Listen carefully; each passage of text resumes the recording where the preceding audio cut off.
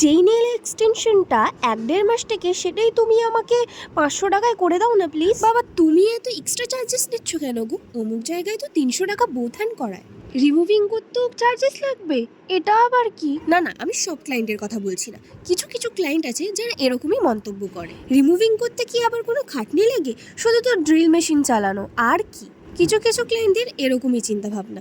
থাক, ওদের তো আমরা আর চেঞ্জ করতে পারবো না, কিন্তু এইটা অন্তত বলতে পারবো যে কোনো ধরনের আর্টিস্ট হোক না কেন, তোমাদের তাদের আর্টের দাম অবশ্যই দিতে হবে। সব ক্ষেত্রে আবার ক্লায়েন্টদের দোষও দেওয়া যায় না। এখন যা মার্কেটের অবস্থা, এখন তো ওরা বলবেই যে এখানে অত কম টাকায় হচ্ছে, ওখানে অত কম টাকায় হচ্ছে, তাহলে তোমার এত প্রাইস কেন? আমি বলবো, আমি আমার আর্টের দামটা রেখেছি, ওরা রাখতে পারেনি, ওদের ওই বাজেটে পুষিয়ে যায়, তাই হয়তো ওরা করে। আমার ভাই হয় না। তুমি যখন আমাকে ফোন করেছো, নিশ্চয়ই আমার আর্ট দেখেছো, হাতের কাজ দেখেছো, দেখেই তুমি কলটা করেছো।